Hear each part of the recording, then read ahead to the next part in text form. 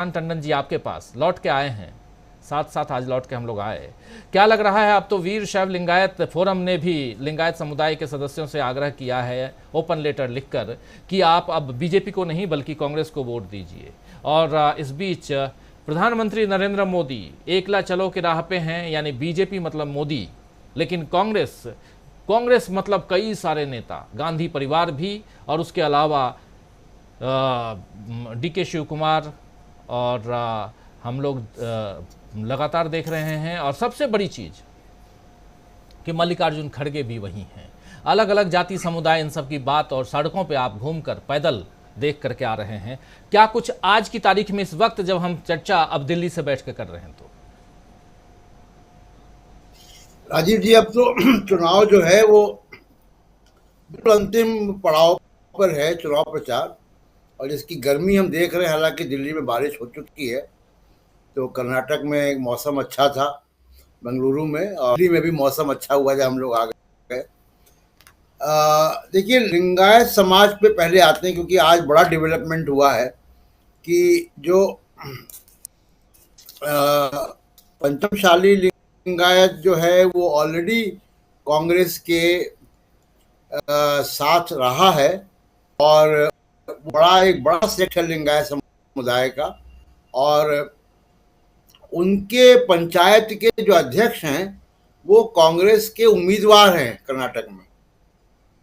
तो दूसरा जो वीर शाह जो लिंगायत समुदाय है, देखिए इसमें येदुरप्पा भी इसी समुदाय से आते हैं। और लोकल लीग जब भी कर्नाटक के चुनाव होते हैं तो इनकी सबसे ज्यादा चर्चा होती है। लगभग 100 सीटों पे इनके ये प्रभावित करते हैं दोनों। 17% लिंगायत हैं और 11% वोकल लीग हैं। कर्नाटक में राजीव जी मुख्यमंत्री हुए हैं, उसमें 70% मुख्यमंत्री इन्हीं दोनों समुदाय आए हैं अब तक। तो ये बड़ा डेवलपमेंट कांग्रेस के पक्ष में आज जाता है कि उनके तरफ से वीरशाली जो समुदाय है लिंगायत का, उनकी तरफ से कांग्रेस के सपोर्ट का चिट्ठी जारी हुई है। और वो येदुरप्पा ऐसी समाज से आते हैं, तो ये एक बड़ा सेटबैक बीजेपी को होगा। दूसरा, देखिए लिंगायत समाज की बहुत चर्चा होती है, कभी इस पे विस्तार से हम लोग बात अलग से भी कर सकते हैं। लेकिन देखिए, ये 12वीं शताब्दी के संत बवन्ना के अनुयायी हैं सारे लोग, और इसमें 7-8 बड़े सेक्ट हैं राजीव जी। और इनके जो तमाम रिचुअल्स हैं, जो कर्मकांड हैं, वो बहुत अलग हैं हिंदू समाज से। और इन्होंने वैदिक परंपरा की जगह बसवन्ना की टीचिंग्स को अपनाया। और यहाँ तक कि इतने फर्क हैं कि इनके यहाँ जब मृत्यु होती है किसी की, तो शवों को दफनाया जाता है और वो ध्यान की मुद्रा में बैठे हुए। लेकिन राजनीति की बात करें तो राजनीति में ये दोनों समुदाय बहुत प्रभावशाली हैं। अभी जो है वो जगदीश शेट्टार आए हैं, वो भी लिंगायत नेता हैं, वो पंचमशाली लिंगायत हैं। और जो तो ये एक बड़ा सेटबैक बीजेपी को लगा है। दूसरी की, आज जो मोदी साहब का भाषण अभी आपने सुनाया, और परसों हम लोग जो है वो मोदी साहब का जो कल मोदी साहब का जो बेंगलोर में जो रोड शो था उसको देख रहे थे। और आप दोनों रोड शो को देखें, तस्वीरें जो आई हैं, और मैं तो अभी आपके प्रोग्राम से पहले बीजेपी ने जो फुटेज रिलीज किया उसको मैं देख रहा था।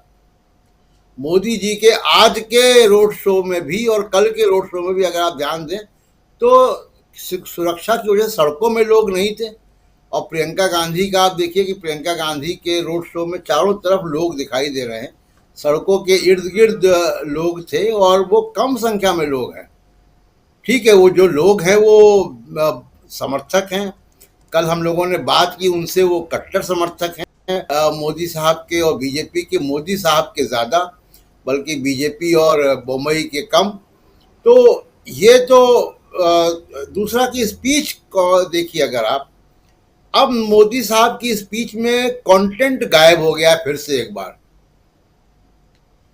यानी अगर आप देखिए कि अब वो बजरंग बली का नारा तो उन्होंने लगाया, लेकिन अब वो वहां से हट गए, जो 3 दिन से या 2 दिन से कर रहे थे भाषणों में। तो वो कांग्रेस पे अटैक बिना किसी कंटेंट के कर रहे हैं।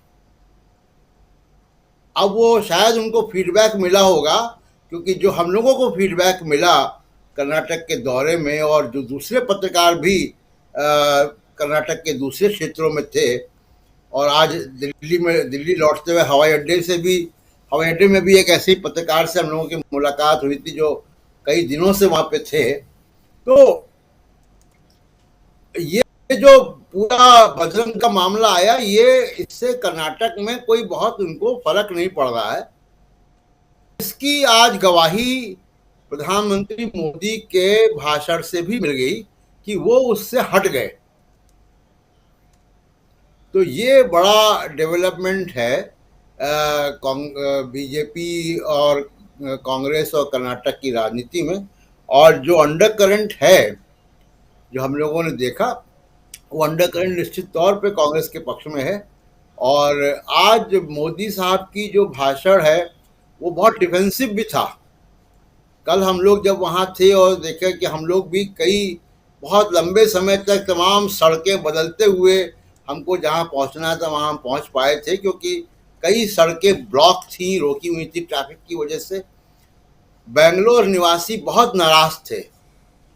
कई जगह तो कई घंटों से वो लोग ट्रैफिक जाम में फंसे हुए थे। कई लोगों ने बैरिकेड हटा भी दिए। और प्रधानमंत्री भाषण में भी वो दिखाई दिया कि वो जब वो कह रहे हैं बार बार कि हमने अपना रोड शो छोटा किया क्योंकि नीट के एग्जाम थे, तो वो बेंगलोर के लोगों की नाराजगी उन तक पहुंच गई। तो ये रोड शो ने जितना फायदा नहीं किया होगा उतना नुकसान तो किया है। शायद कर्नाटक के दूसरे क्षेत्रों में जो फुटेज जाएगी तो उसका कुछ कहीं असर होगा, लेकिन बेंगलोर निवासी तो नाराज हुए। जो इर्द गिर्द हैं वो तो सपोर्टर हैं, और सपोर्टर बीजेपी के, वहाँ सरकार है बीजेपी की, और बीजेपी एक लंबे समय से वहाँ की राजनीति में है, कई बार सरकारें बनाई है, बड़े नेता हैं। तो बीजेपी का वहाँ पे सपोर्ट बेस होना कोई बहुत आश्चर्य की बात नहीं है। सपोर्ट बेस है, बराबर की टक्कर है, कांग्रेस और बीजेपी की कांटे की टक्कर है। कांटे की टक्कर में इस बार लग रहा है कि कांग्रेस का पलड़ा भारी है। हाँ जी, जी बिल्कुल कांटे की टक्कर है, लेकिन